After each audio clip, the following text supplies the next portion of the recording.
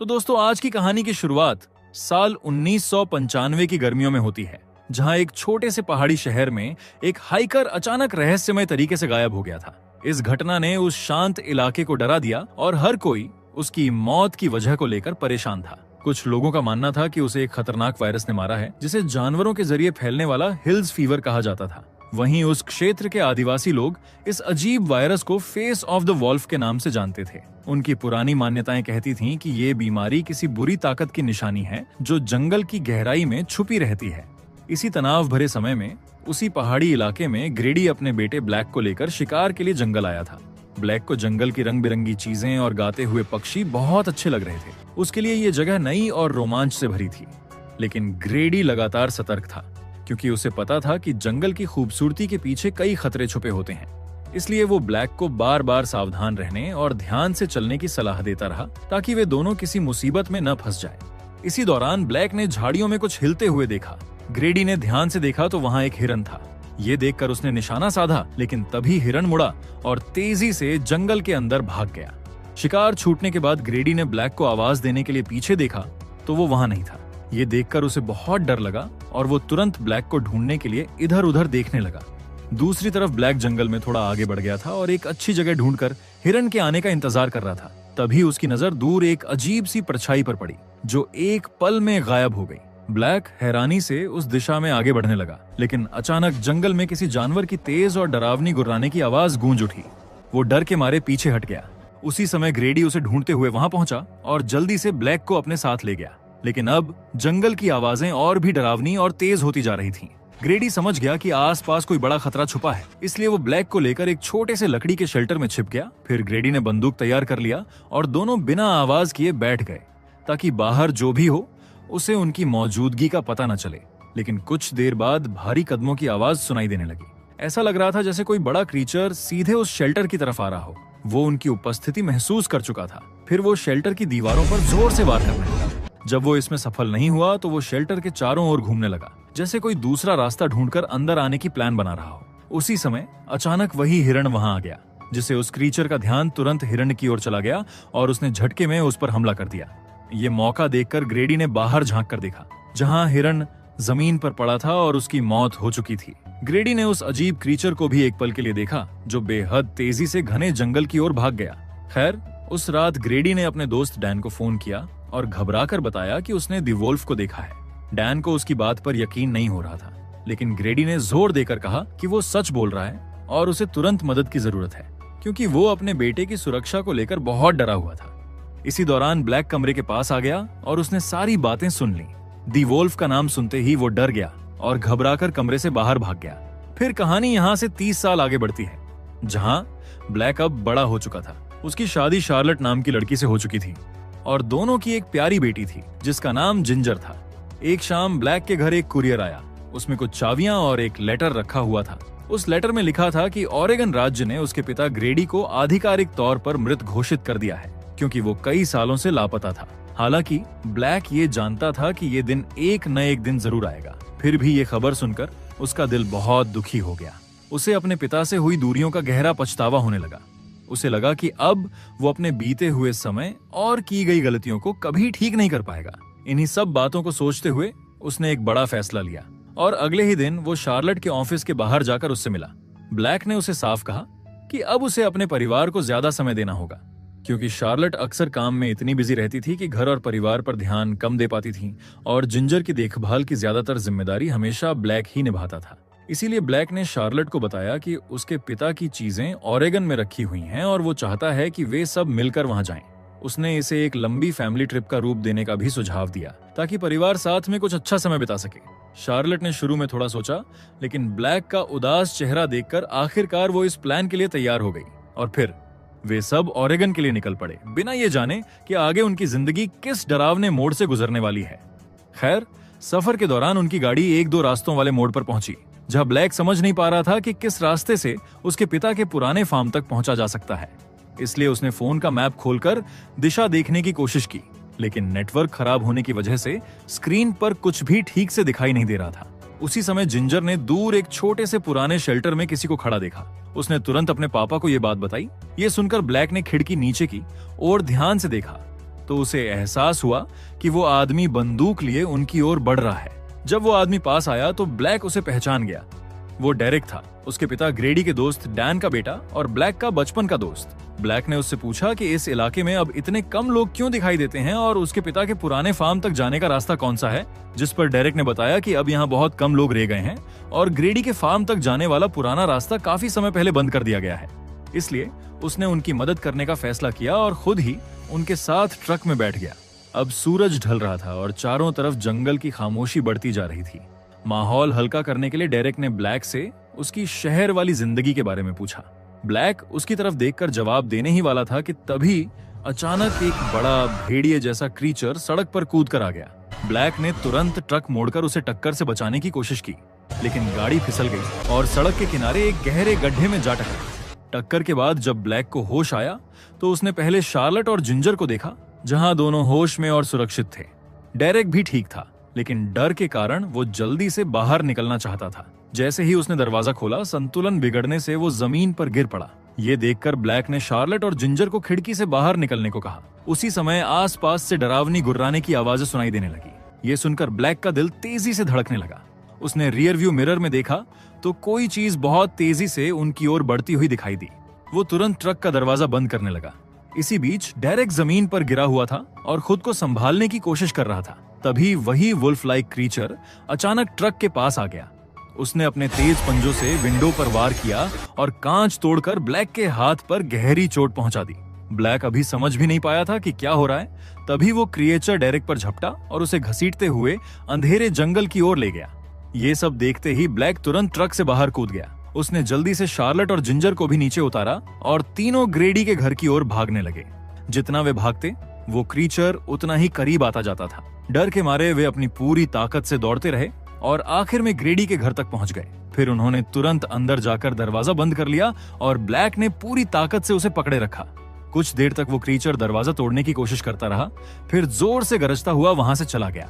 फिर ब्लैक ने फ्लैशलाइट उठाया और बेसमेंट में जाकर जनरेटर चालू कर दिया। बिजली आते ही पुराना हाउस और पूरा फार्म रोशनी से जगमगा उठा।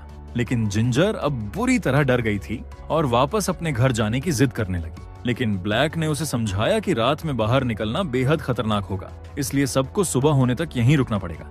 शार्लेट भी इस घटना से घबराई हुई थी। उसने कांपती आवाज में ब्लैक से पूछा कि सड़क पर जो चीज उन पर हमला करके गई वो आखिर में क्या थी।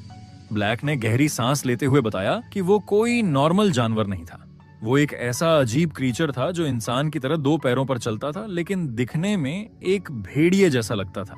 ये सब समझाते हुए ब्लैक ने दरवाजे के सामने एक भारी अलमारी खिसका कर लगा दिया। फिर उसने अपने पिता का पुराना रेडियो चालू किया और मदद मंगाने की कोशिश की, लेकिन रेडियो में सिर्फ शोर ही सुनाई दे रहा था। उनकी मदद की पुकार अभी किसी तक नहीं पहुंची थी। इसी बीच ब्लैक को घर में एक अजीब सी गंध महसूस हुई। वो उस गंध का पीछा करते हुए दूसरे कमरे में पहुंचा, जहां एक जगह बहुत सा मांस रखा हुआ था। जिज्ञासा में उसने एक छोटा सा टुकड़ा छक लिया, लेकिन तुरंत ही उसके जबड़े में तेज दर्द होने लगा। उसे लगा कि ये ट्रक एक्सीडेंट की वजह से हो रहा है। तभी अचानक उसका एक दांत गिर गया।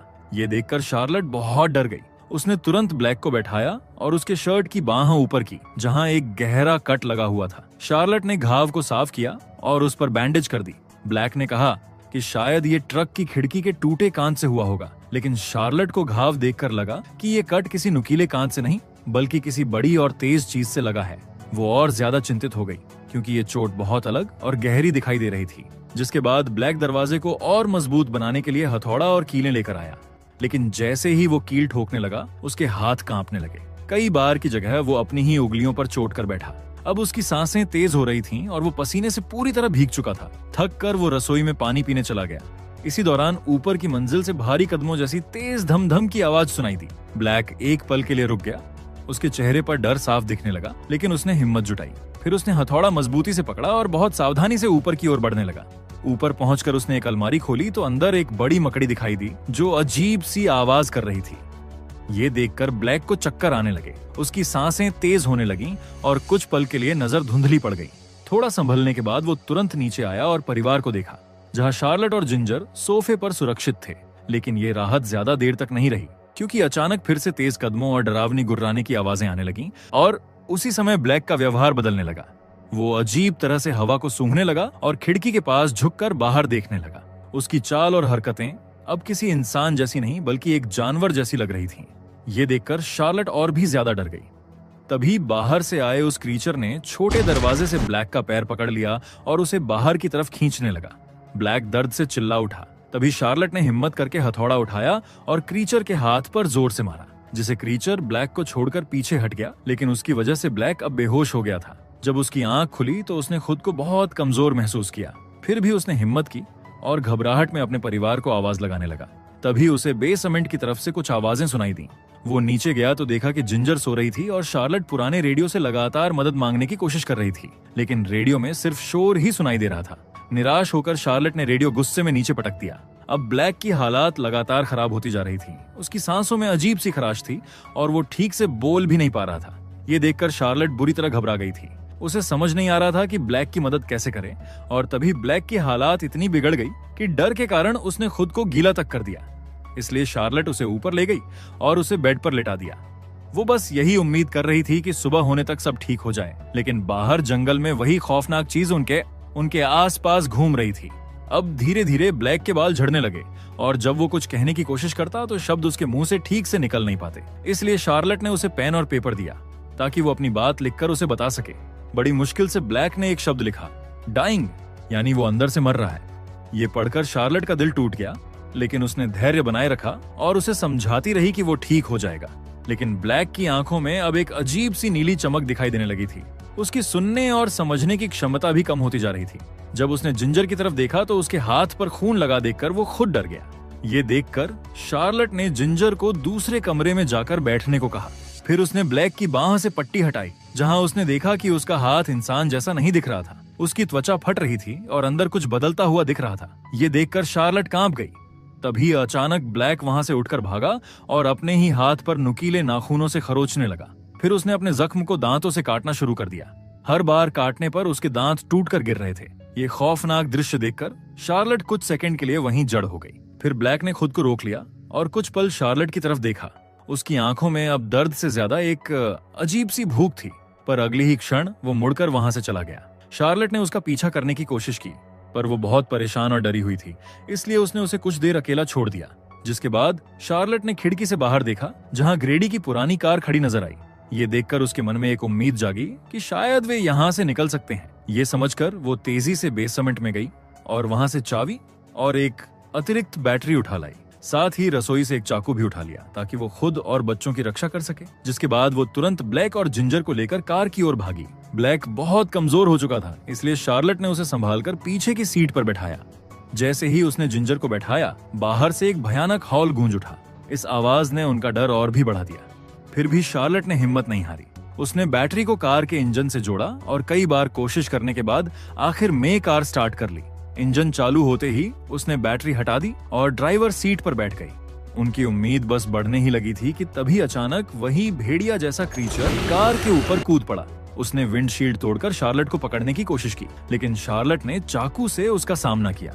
इससे कुछ पल के लिए उस क्रीचर का ध्यान भटक गया और परिवार कार से बाहर निकलकर भागने में सफल रहा। लेकिन क्रीचर फिर भी उनका पीछा करता रहा और वे भागते भागते एक ग्रीन हाउस की छत पर चढ़ गए। ब्लैक ने नीचे से सीढ़ी हटाकर उस क्रीचर को ऊपर आने से रोक दिया, पर वो क्रीचर ग्रीन हाउस के अंदर घुस गया और नीचे से छत को तोड़ने की कोशिश करने लगा। पूरा ढांचा हिलने लगा और कीलें ढीली पड़ने लगी। फिर क्रीचर ने अपने तेज पंजों से ऊपर तक पहुंचने की कोशिश की। डर के कारण जिंजर अपनी मां के पास आने लगी। तभी उसका पैर फिसल गया, लेकिन शार्लेट और ब्लैक ने उसे तुरंत पकड़ लिया और गिरने से बचा लिया। अब ब्लैक को समझ आ गया था कि हालात बहुत खतरनाक हो चुकी है और उसके अंदर का बदलता हुआ रूप भी जागने लगा था। उसने जानवरों की तरह जोर से गुर्राया और इशारे से शार्लेट और जिंजर को घर की ओर भागने को कहा। फिर उसने एक लंबी छलांग लगाई और ग्रीन हाउस से नीचे कूद गया। फिर वो क्रीचर का ध्यान अपनी तरफ खींचते हुए जंगल की ओर भागा। शार्लेट और जिंजर ने इस मौके का फायदा उठाया और जल्दी से घर की तरफ दौड़ पड़े। घर पहुंचते ही जिंजर रोने लगी क्योंकि ब्लैक पीछे रह गया था। शार्लेट ने कांपती हुई आवाज में उसे समझाया कि ब्लैक उन्हें बचाने की कोशिश कर रहा है। उसी समय बाहर से डरावनी गुर्राने की आवाज सुनाई दी। शार्लेट ने खिड़की से देखा तो ब्लैक वापस लौट आया था। ये समझकर उसने तुरंत दरवाजा खोलकर उसे अंदर खींच लिया, लेकिन जैसे ही ब्लैक अंदर आया वो जमीन पर गिर पड़ा। उसका शरीर तेजी से बदल रहा था। जिंजर डरते हुए भी उसके पास गई और उसके माथे को छुआ। ब्लैक की आंखों में अब गहरी नीली रोशनी चमक रही थी और वो अपनी ही बेटी की बातें समझने में असमर्थ था। तब अचानक ब्लैक झुक गया और उसके मुंह से बहुत सारा खून बाहर निकलने लगा। उसी पल उसके हाथों के नाखून दर्द के साथ टूटकर गिरने लगे। ये दृश्य देखकर जिंजर चीख पड़ी। शार्लेट ने उसे तुरंत पकड़कर पीछे कर लिया। फिर ब्लैक ने एक भयानक गुर्राहट की और फुर्ती से कूदकर टेबल पर चढ़ गया। अब वो पूरी तरह किसी जंगली जानवर जैसा दिखने लगा था। फिर उसकी नजर शार्लेट से मिली। कुछ पलों के लिए उसकी आंखों में फिर से इंसानियत झलक उठी। उसने खुद को काबू में किया और लड़खड़ाते हुए दरवाजे की ओर बढ़ने लगा। लेकिन जैसे ही दरवाजा खुला, वही भयानक भेड़िया जैसा क्रीचर उस पर टूट पड़ा और ब्लैक को जमीन पर गिरा दिया। वो बार बार ब्लैक पर हमला करता रहा। ये देखकर शार्लेट ने हिम्मत जुटाई। वो दौड़कर उनके पास पहुंची और चाकू उठाकर उस क्रीचर की पीठ में घोंप दी। क्रीचर दर्द से गुर्राया और उसकी नजर शार्लेट और जिंजर की ओर मुड़ गई। हालात को समझकर शार्लेट जल्दी से जिंजर को एक कमरे में ले गई और उसे वहां छिपा दी। इधर ब्लैक ने पूरी ताकत लगाकर उस क्रीचर को रोकने की कोशिश जारी रखी। दोनों एक दूसरे को काटते और चोट पहुंचाते रहे। ब्लैक बहुत कमजोर हो चुका था। अंत में वो थक कर बेहोश होकर गिर पड़ा। फिर उस क्रीचर ने ब्लैक के बेहोश शरीर को हॉलवे की तरफ घसीटना शुरू कर दिया। ये देखकर शार्लेट ने डर और हिम्मत के बीच फैसला लिया। उसने पास रखा लोहे का फायर पोकर उठाया और पूरी ताकत से उस क्रीचर की पीठ पर दे मारा। इस समय ब्लैक ने अपनी बची हुई आखिरी ताकत जुटाई और भेड़िया जैसा क्रीचर पर कूद पड़ा। उसने भेड़िए को जमीन पर गिरा दिया और उसकी गर्दन पर इतनी जोर से काटा कि वो वहीं मर गया। जीत के बाद ब्लैक ने क्रीचर को ध्यान से देखा और उसकी बॉडी पर एक पहचाना सा टैटू पाया। उसे अचानक एहसास हुआ कि वो भेड़िया दरअसल उसका पिता ग्रेडी था, जो सालों पहले लापता होकर वुल्फ मैन बन चुका था। ये सच जानकर ब्लैक का दिल टूट गया। उसका ट्रांसफॉर्मेशन अब पूरी तरह अपने चरम पर पहुंच गया था। वो लड़खड़ाता हुआ घर से बाहर भागा। धीरे धीरे उसके नाखून नुकीले पंजों में बदल गए। उसके पूरे शरीर पर मोटे और सख्त बाल उगाए। उसके दांत लंबे नुकीले फैंक्स में बदल गए। उसकी नजरों में अब सब कुछ साफ दिखने लगा और अब वो पूरी तरह से वुल्फ मैन बन चुका था। घर के अंदर शार्लेट जिंजर को संभाल रही थी कि तभी अचानक लाइट चली गई। शार्लेट ने घबराकर खिड़की से बाहर देखा तो उसे अपना पति वुल्फ मैन के रूप में दिखाई दिया। सुरक्षा के लिए उसने चाकू उठाया और डरावनी आवाजों का पीछा करते हुए ब्लैक को जिंजर के पीछे खड़ा पाया। उसकी नीयत समझ नहीं पाने पर शार्लेट ने उसकी बाहें पर हमला किया ताकि जिंजर को बचा सके। फिर शार्लेट और जिंजर तुरंत बार्न की ओर भाग पड़े। थोड़ी देर बाद ब्लैक बार्न के दरवाजे पर पहुंच गया। उसने लकड़ी तोड़कर अंदर घुसने की कोशिश की। अब वो अंधेरे में भी आसानी से देख सकता था और धीरे धीरे अपने परिवार के करीब पहुंच रहा था। तभी उसका पैर बेयर ट्रैप में फंस गया। ये देखकर शार्लेट और जिंजर वहां से भाग निकले। उन्हें भागते देख ब्लैक ने जाल से निकलने की पूरी कोशिश की, लेकिन जाल बहुत मजबूती से बंद था। गुस्से और दर्द में उसने अपने ही पैर को दांतों से काटकर अलग कर दिया और फिर खून से लथपथ होते हुए भी वो दोबारा उनकी तलाश में पीछे पड़ गया। जंगल में भागते हुए शार्लेट और जिंजर को जमीन पर कुछ दिखाई दिया। पास जाकर देखा तो वो डेरेक का कटा हुआ हाथ था। ये देखकर दोनों डर से कांप उठे। वहीं पास में डेरेक की बंदूक भी पड़ी थी। शार्लेट ने बिना देर किए वो बंदूक उठा ली और दोनों आगे भागकर छोटे शेल्टर में छिप गए। कुछ देर बाद ब्लैक भी वहां पहुंच गया और सीढ़ियां चढ़कर ऊपर आने लगा। उसकी आंखों में गहरा दुख था, जैसे वो खुद अपनी पीड़ा खत्म करना चाहता हो। जैसे ही उसने अंदर घुसने की कोशिश की, शार्लेट घबरा गई। डर और दुख के बीच उसने अचानक ट्रिगर दबा दी। गोली चलने की आवाज गूंजी और ब्लैक वहीं गिर पड़ा। शार्लेट और जिंजर रोते हुए शेल्टर से बाहर निकले और एक दूसरे को कसकर पकड़े रहे, क्योंकि दोनों ने अपनी आंखों के सामने ब्लैक को मरते देखा। सुबह होने पर शार्लेट और जिंजर पहाड़ी पर खड़ी होकर उस खूबसूरत वैली को देख रहे थे, जो ब्लैक की मनपसंद जगह हुआ करती थी। हवा शांति से बह रही थी, लेकिन उनके दिलों में उस रात की याद हमेशा के लिए रह गई थी। और इसी के साथ ये दर्द भरी कहानी यहीं खत्म होती है। अगर आपको एक्सप्लेनेशन अच्छा लगा हो तो वीडियो को लाइक और कमेंट जरूर करें। ऐसी ही और मजेदार और अनोखी कहानियों के लिए चैनल को सब्सक्राइब करना ना भूलें।